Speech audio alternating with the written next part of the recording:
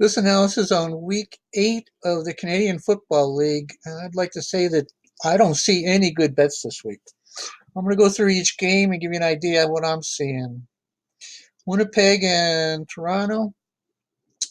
Winnipeg obviously is an excellent game or excellent team, except for this. I don't like these whites. I don't want a team that has that many interceptions, sacks, and fumbles. Sacks isn't too bad, but if you're going to give up a fumble on an interception every game, I'm not too happy about that. And if I got to give up 14 points or 14 and a half, I only see the game going by 15 here. This should be, this 16 should be higher than the 14 and a half, which it is, but that ain't much wiggle room. And if I got a team that's already lost 6 in a row at home, I don't know. Not that Toronto's any good. Look at us. They've got 26 as their offensive yards per point. They're only scoring uh, almost 2 touchdowns a game. They're only scoring 13 and a half points a game. The defense is still kind of bad. You look at the offense on here, 2.5 sacks, interceptions. Bottom line is they're not a team I'd want to bet on. Even if I'm getting 14 or 14 and a half, I just don't like it.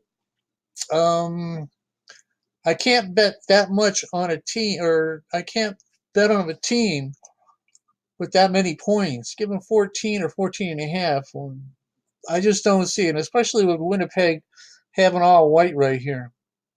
Hamilton and Saskatchewan, I can see this is a decent game, but I don't see a difference too much in it. It looks pretty close.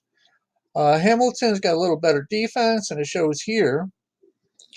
Um, Pretty much the same game here, 30-21, pretty much the same, 31. Same thing here. I just don't see any team doing that well. And Hamilton, now that they got the other quarterback in Davis, these stats are with Masoli. I just don't see how I can bet on Hamilton. Their defense is good, and you can see here and here. They've got a decent team, but I don't know what they're going to show up with the new quarterback. So I really don't like this game either. Ottawa and Montreal. Ottawa is terrible. 21 on offensive yards per point. Defense ain't too bad. They've lost the last 4. They're only scoring 12 points a game. They're giving up 28. They're only getting 1 touchdown a game. 2.5 sacks. They're just, the offense isn't there. Defense is okay, but it's nothing that I'd say. They're getting 2 turnovers a game, which is not that big a deal. So in Montreal, they got 3 sacks. They're giving up 3 sacks a game. The interception and fumbles look good, but I just don't like the idea of having a team that giving up 3 sacks a game. Their defenses and the offense is barely the same. I mean, you're only in this 0.08 or 0.8 rather. That should be higher than this 7.5. So, I just don't see how I can bet on Montreal. I'm not betting on Ottawa, not when they're only getting a touchdown a game. So, yeah, I just can't see betting this game either. This is probably the closest I could probably get to a pick. Edmonton and Calgary. Edmonton's got a problem with offense, obviously. They live by the defense, and as you can see here, 13.5 is all the points they're giving up. 4.25, that looks good too. But their offense, 17.2 is their offense.